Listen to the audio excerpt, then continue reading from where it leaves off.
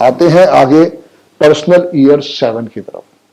ये भी अपने आप में एक बहुत बड़ा वरदान है। जैसे पर्सनल ईयर 3 में आपने समझा था, पर्सनल ईयर 7 भी लगभग उसी का रेप्लिकेट है। ये आपकी सबसे पहले आपकी पर्सनल डेवलपमेंट करवाएगा। अगर आप अपने बारे में चिंतित नहीं थे तो ये आपको चिंता करवाएगा। ये चाहेगा कि आप इसके अंदर चीजों को देखो, समझो और इसमें से आशीर्वाद लो। ये क्या साल कहता है कि आपके लिए बहुत बहुत कुछ ऊपर वाले ने भेजा है, बट पहले चिंतन करो। चिंतन क्या करना है? अपने बारे में क्या आप करते हो, किस चीज के साथ आप जुड़े हुए हो और क्या आपको करना है। एजुकेशन और स्टडी आइदर फॉर्मल और इनफॉर्मल। आप अगर वास्तु, ज्योतिष, रेकी, ऑकल्ट साइंस कुछ भी सीखना चाहते थे तो ये वो साल है जो आपको सिखा के जाएगा। ये वो साल है जो आपके लिए ढेरों ढेरों आशीर्वाद लेके आएगा। ये वो साल है जो कहता है कि आप या तो फॉर्मल या इनफॉर्मल स्टडी को करोगे। ऐसे ही पर्सनल ईयर 3 भी कहता था। ये भी ये साल कहता है कि अगर आप किसी भी धार्मिक यात्रा पे जाना चाहते हो तो ढेरों ढेरों आशीर्वाद है। ये साल भी आपको धार्मिक यात्राएं करवा सकता है और ये कहीं ना कहीं पे आपके लिए, मेरे लिए बहुत बड़ी ब्लेसिंग्स है। वैष्णो देवी जाना है, तिरुपति बालाजी जाना है, साईं बाबा जाना है, कहीं भी जाना है, आप दिल खोल के जाओ और देखोगे कितना उसके ऊपर आशीर्वाद आता है। Year of planning and analysis and self development. ये साल ये कहता है कि यहाँ पे जल्दबाजी मत करो। अपने बारे में देखो, सीखो, समझो। क्या क्या इन्वेस्टमेंट किया था, किसको पैसा दिया था, किस ढंग से क्या क्या लाइफ में हुआ, उसकी एक एक चीज को एनालिसिस करो। अगर वो आप ठीक ढंग से कर पाए तो आपके लिए ये ढेरों ढेरों आशीर्वाद आ सकता है। नहीं तो कहीं ना कहीं पे दुख तकलीफ आएगा ही आएगा। सिर्फ आपने यही चीज समझनी है कि आपने जो भी प्लानिंग की है क्या वो ठीक है या वो गलत है, और कम से कम 5 एक्सपर्ट लोगों से राय लो। जल्दबाजी मत करो। ये साल कहीं ना कहीं पे आपको मन में जबरदस्त वाली वेव्स देगा। ये करना है, वो करना है, ऐसे करना है, वैसे करना है ना। पंगा लेने की कोई जरूरत नहीं है। बड़े ध्यान से अपना दिमाग मत लगाओ। जो हो सके, जिनको आप जानते हो, जो भी इस काम में एक्सपर्ट हैं, उनकी राय लो। जो अपना दिमाग लगाओगे तो कहीं ना कहीं पे कंफ्यूज हो जाओगे, क्योंकि 7 है। मान लो आपका 777 भी है, 777 भी है, ग्रिड में 4 बारी 7 है। Confusion confusion confusion. भूल के भी जल्दबाजी वाला काम नहीं करता। अगर आपको लगता है आपने अपना सारा स्टॉक बेचना है, पहले राय लो। आपको लगता है आपको सारा स्टॉक बेच के म्यूचुअल फंड में जाना है, राय लो। जल्दबाजी वाला दोस्तों कोई काम नहीं करना इस साल में। जितना लो होके रहोगे उतना बढ़िया है। Should not change investment in this year. इसको अंडरलाइन कर लेना। जल्दबाजी का काम शैतान का, और ये आपसे गलतियां करवा के रहेगा। तभी आप देखोगे ये प्रॉब्लम आएगी। जब भी पर्सनल ईयर 7 आएगा, गले से लेके पेट तक का अपना ध्यान रखना। ये आपको हेल्थ इश्यूज दे सकता है। जैसे मेरा 777 है, 2004 में शायद मेरा 4, 2, 6 और एक 7, जी हाँ 2004 में मेरा एक्सीडेंट हुआ था और मेरी कॉरल बोन टूट गई थी। और जब 2013 में ये आया तो तब मुझे स्टंट डला। मैं इसलिए समझा रहा हूं कि मेरे पास 777 पहले हैं, एक 7 और आएगा तो दिक्कत दे जाएगा। शायद मुझे याद है 25 दिसंबर 2012 को ही, जब पर्सनल ईयर मेरा 6 चल रहा था, तभी मुझे माइनर हार्ट अटैक आया था और उसके बाद मुझे जाके स्टंट डला 2013 के अंदर। तो यही मैं आपको समझा रहा हूं कि ये एक तरह से हेल्थ को आके अटैक करता है। जितना हो सके दोस्तों चीजों को देखो, पढ़ो, समझो, और ये आपके लिए वो आशीर्वाद लेके आएगा जो आपने सोचा नहीं होगा। सबसे बड़ी एक ही बात है कि आप किस साल में क्या करना चाहते हो। मेरा पर्पज ये है कि आपको उन साल के बारे में अवगत कराया जाए और उसके बाद आप उससे डिजायर रिजल्ट लो। ये वो साल है जो कहता है कि जितना हो सके भगवान के प्रति जुड़ो, मेडिटेशन थ्रू स्पिरिचुअलिज्म।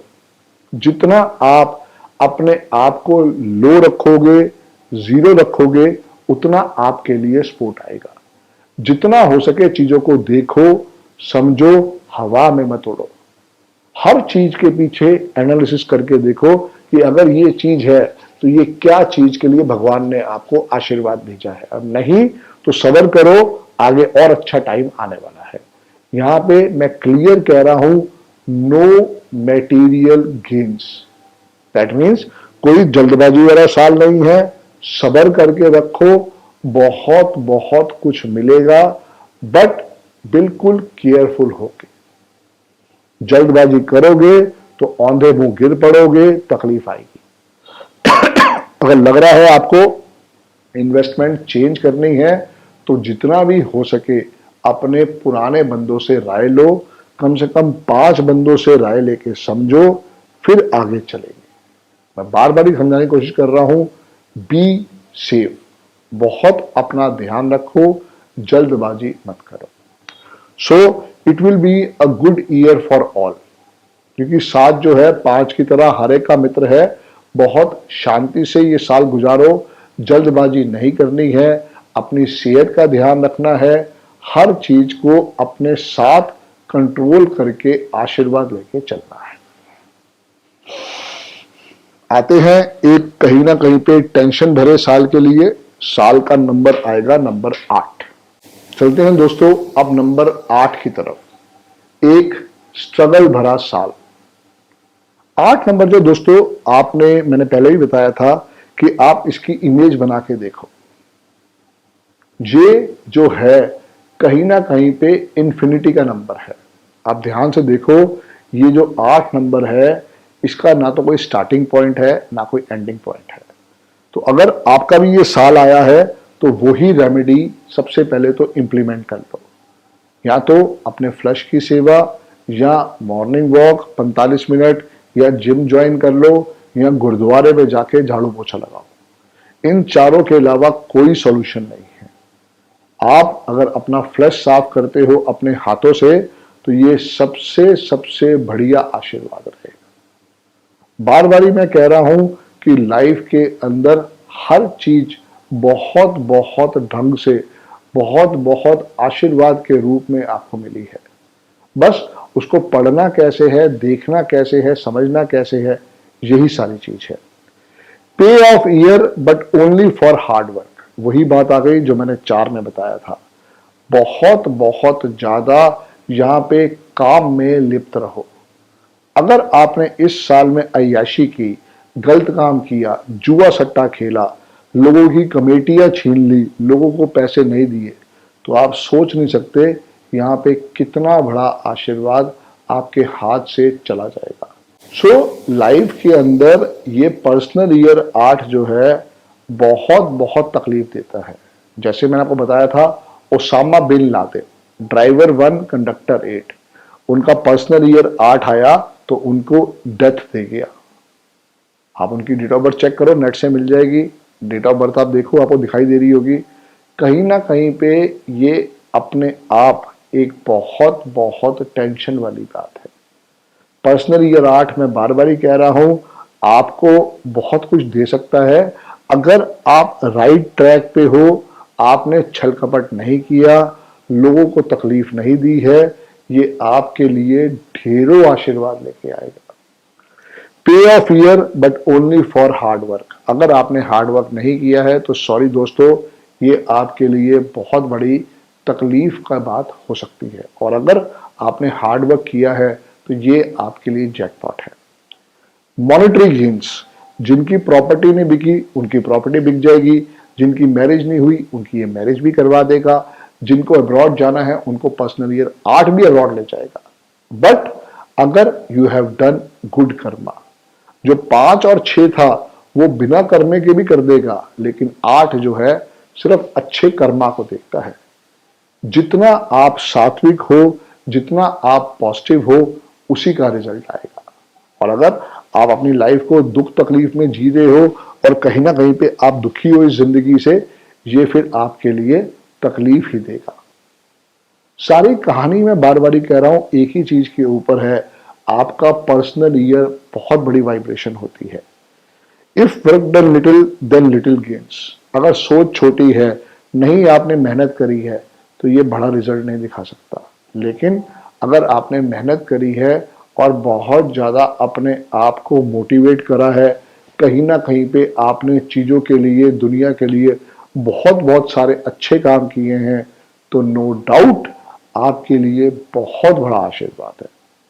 सबसे बड़ी चीज एक ही आती है कि आप लाइफ में क्या करना चाहते हो, और अगर वो राइट टाइम है तो आपके लिए ये बहुत बड़ा आशीर्वाद है। May give health problems. थोड़ा अपनी सेहत का ध्यान रखो, क्योंकि कहीं ना कहीं पे ये आप देखोगे, ये आपको अंदर से, मन से तोड़ देगा। पर्सनल ईयर 2 कम टेंशन वाला था, बट आपकी हेल्थ को इशू करता था, आपके माइंड को पकड़ता था। पर्सनल ईयर 4 उससे ज्यादा खतरनाक था, और पर्सनल ईयर 8 सबसे ज्यादा खतरनाक है। बहुत केसेस में आप देखोगे कि यहाँ पे डेथ भी हो जाती है।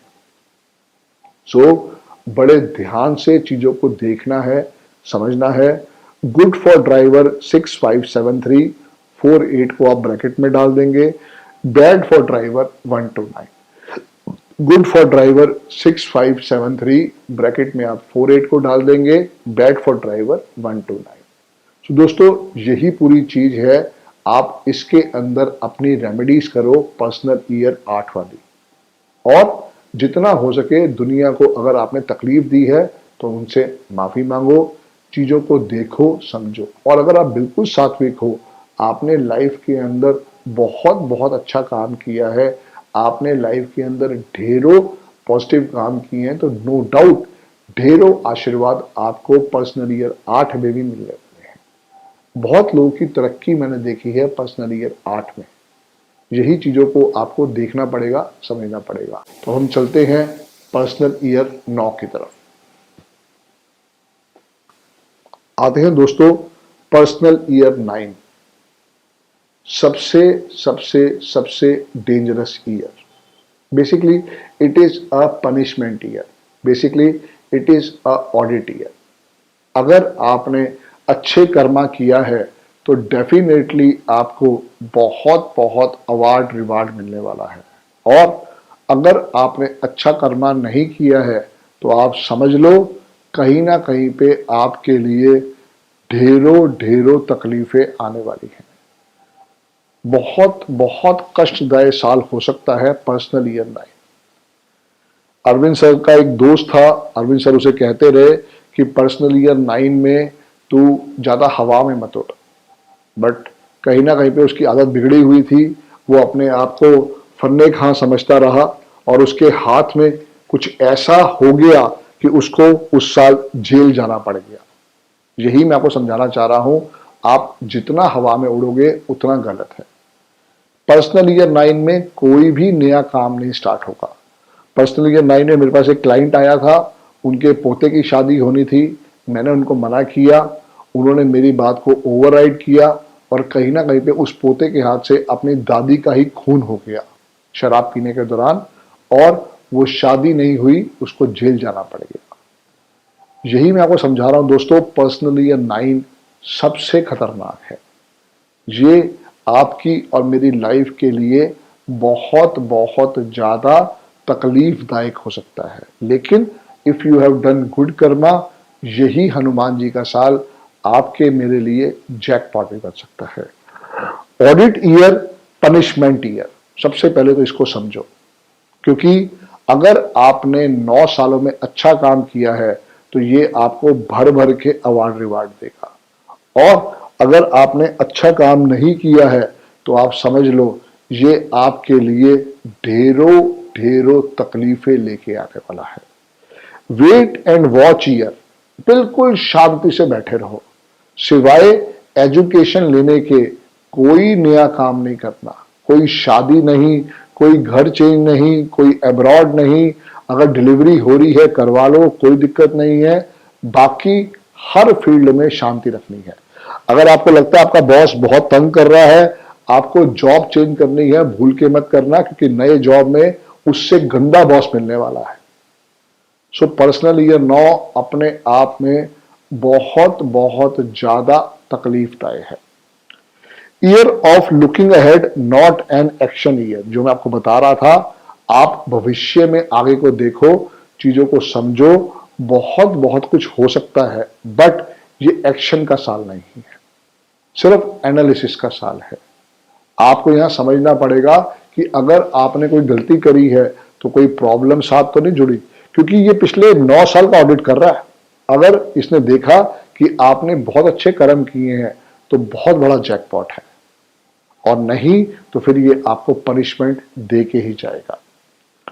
Figure out where to go, figure out where to go. Last 3 months of personal year 9 will give you clean picture of what where you want to go. समझ लो मोटा मोटा 6 दिसंबर से आपकी फ्रीक्वेंसी चेंज होगी और 6 मार्च तक ये आपको बता देगी कि अगले 9 साल में क्या आपको करना है। Where you want to go do in next 9 years. अगले 9 साल में आप अपनी लाइफ से क्या चाहते हो, क्या करना चाहते हो, किस ढंग से चाहते हो, ये सब का सब आपके लिए ये आशीर्वाद के रूप में लेके आ रहा है। दोस्तों सारी बात ही ये है कि जितना हो सके आप हर नंबर की फ्रीक्वेंसी को समझो। Good for driver 1539, okay for driver 7, worst for driver 4682। जिनका भी ड्राइवर 1539 है, कंडक्टर का ख्याल रखें, ओके फॉर ड्राइवर 7 है, वर्स्ट फॉर ड्राइवर 4682 है। तो दोस्तों मेन चीज क्या है कि ये 9 के 9 साल जो हैं हमारी लाइफ में हर 9 साल पे आते हैं, फिर उसके बाद फिर वो 9 साल आ जाते हैं। अब हमें समझना है कि अभी हमारा क्या साल चल रहा है। सबसे खतरनाक साल जो है वो 8 और 9 है। कितने लोगों की डेथ, कितने लोगों की पनिशमेंट आप देखोगे इसी में हुई।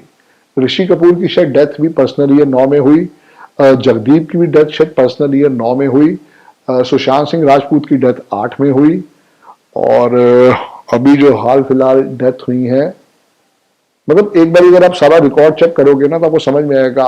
राजीव कपूर, ऋषि कपूर के छोटे भाई, उनकी भी पर्सनल ईयर 9 में हुई। सो आपको बेसिकली देखना पड़ेगा कि कहीं ना कहीं पे ये एक बहुत जबरदस्त वाइब्रेशन है।